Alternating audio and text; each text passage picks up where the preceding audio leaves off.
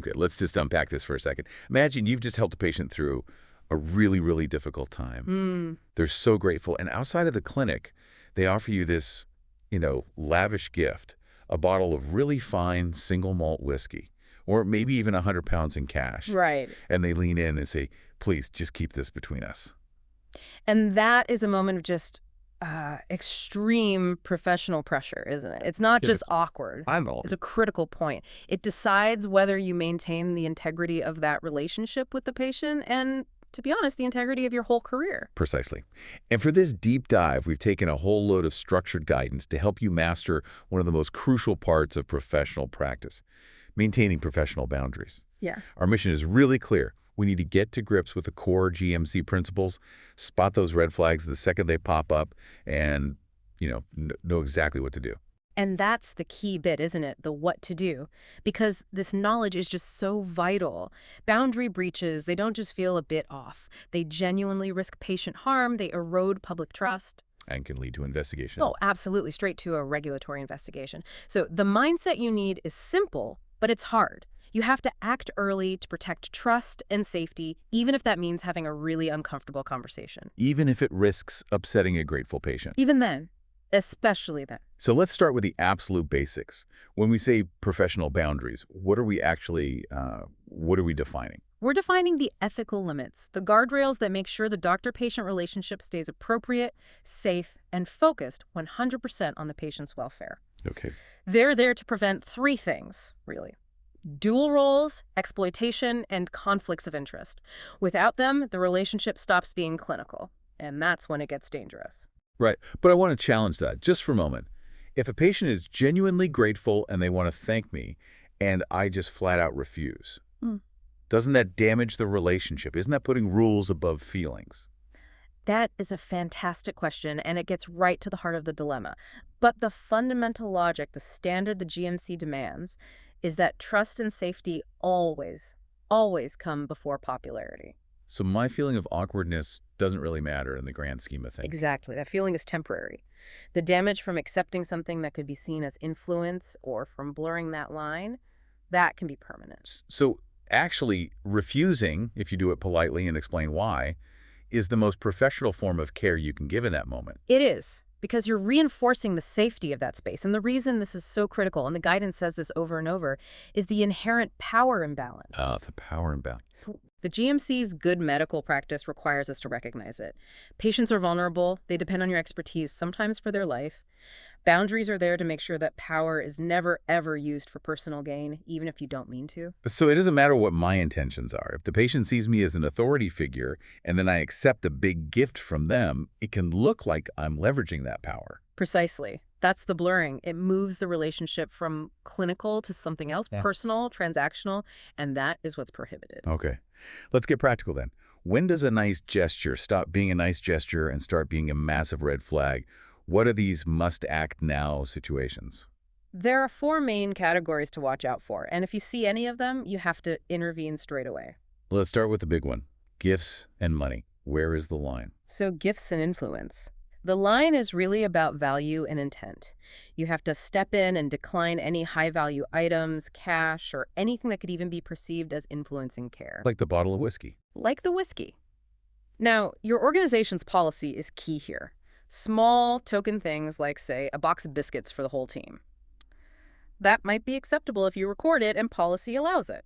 Because it's for the team, not just for you. Right. It's a general token of appreciation, low value.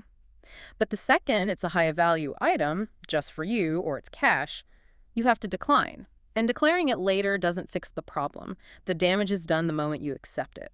That's a really clear distinction. Okay, what about communication? Trying to get in touch outside of the clinic. That's personal contact, and this is an ironclad rule. Any requests for your personal phone number, connecting on social media, direct messages, invites to meet up socially, they're all immediate red flags. Use professional channels only. Only. No exceptions. Giving out your personal number, you just lose all control. It's a confidentiality nightmare and creates this expectation that you're always available. But hold on a second. What if it's just a friend request on Facebook? Say, The problem isn't the platform, it's the professional risk. Connecting socially just It dissolves the boundary. It lets them into your private life. And that undermines your professional role. Plus, what if they later claim you were giving them clinical advice through private messages? There's no official record. The guidance is crystal clear. Keep your personal and professional lives separate, especially online. Got it. The third red flag is, I suppose, the most obvious one: dual roles. Yes. This is any blurring of that clinical relationship with something else. Personal, financial, romantic. It's an absolute no-go. The relationship must stay purely clinical. Don't start treating a patient and then go into a business deal with them. Right. And what about the last one? What if they're not crossing a huge line, but they're just pushing a bit, persistently? That's persistent testing. Repeated little tests of the boundary or actions that just make you feel unsettled. The guidance stresses that your own discomfort is a trigger for action. So if it feels wrong, it probably is wrong. Exactly. If you feel uneasy, you have to act. Document it and get some senior advice before it escalates. Okay, so we know the red flags, but when you're in that moment, under pressure, you need a blueprint, a reliable sequence of steps. And that's where the action plan comes in. We use a simple mnemonic, DERC. DERC. DERC. Okay, let's break that down because I'm guessing the order is critical here. The order is everything. So the first step, the D, is to decline. Politely, but firmly and immediately. Refuse the gift, the contact request, whatever it is. Don't hesitate. Don't hesitate. Hesitation can look like you're considering it, which implies you can be influenced. Okay, so you've declined. What's next? The E.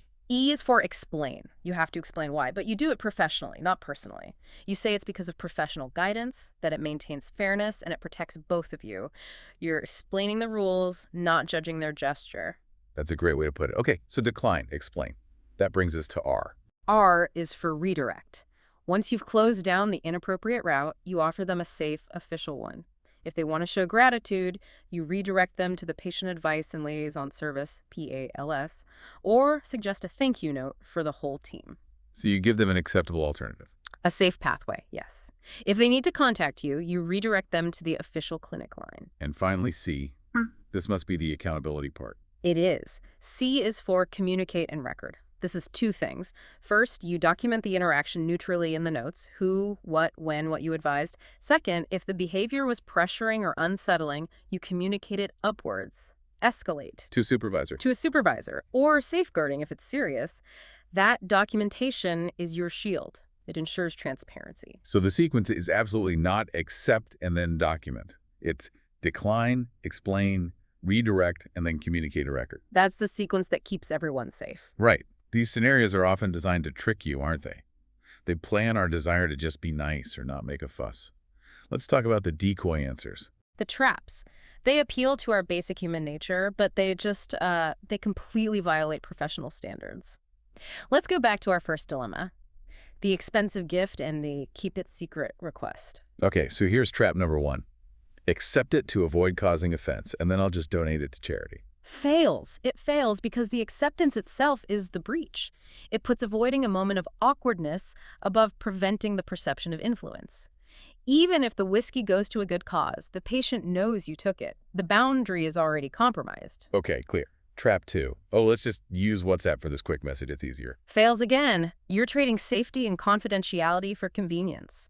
Personal messaging has none of the security, none of the audit trail that official channels have. Quick is never more important than safe. And trap 3. Agreeing to keep this between us. Why is that the absolute worst option?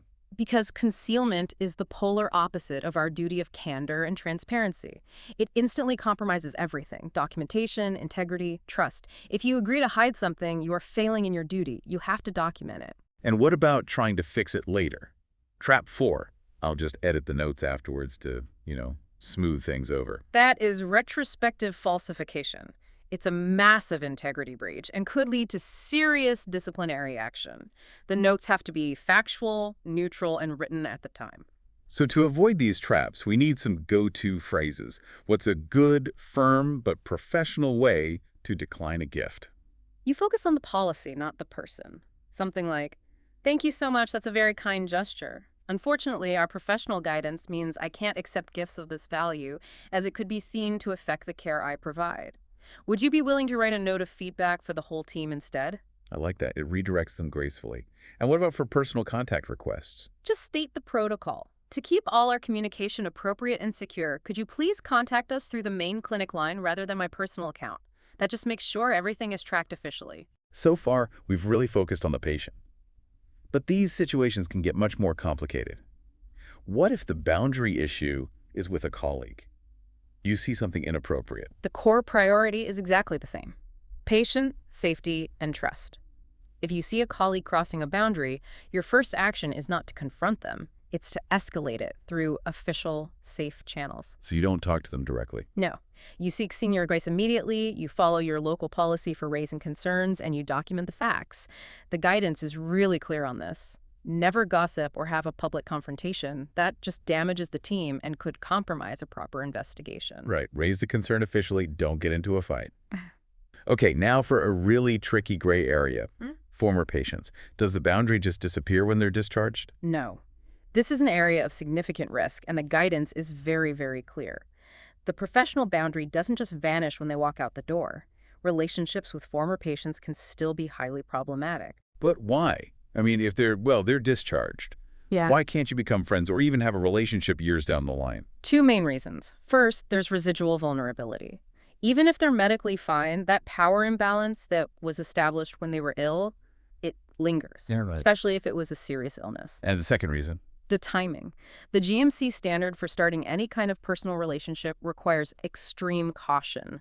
We're talking about significant cooling off periods. If you are ever thinking about it, even with someone you haven't seen in years, the rule is you must seek impartial senior advice first. So you take the decision out of your own hands. Precisely. You get an objective view. Because the risk of exploiting that residual trust is just too high. When in doubt, seek counsel. Okay, let's bring all of this together and go back to our opening scenario one last time. The patient, the expensive whiskey, the request for secrecy. What's the definitive DERC action? You decline it immediately, explaining that professional standards don't allow it. You redirect their gratitude towards PLS or a team feedback form, and then you communicate and record the interaction in the notes. You must note the gift, the request for secrecy, and your firm refusal. And accepting it, even to give to charity, is the absolute failure point. It is. The refusal is the only professional high-scoring action. So what does this all boil down to? This deep dive shows that maintaining boundaries isn't passive, it's a really active process. It's defined by 3 clear rules: no personal contact, no social media, and you have to politely refuse high-value gifts. And your high-score action plan follows that sequence: decline, explain, redirect, and then communicate and record. And we've really stressed that early, transparent refusal is what anchors and protects that boundary. So this raises an important question for you to think about going forward. How does this need for immediate transparency and documentation? How does that also anchor into the wider principles of honesty and candor, the principles that underpin everything in good medical practice, even when the breach involves a colleague or a former patient? Understanding that link, the connection between boundary safety and your overall integrity, that's what makes this knowledge truly powerful in your day-to-day practice.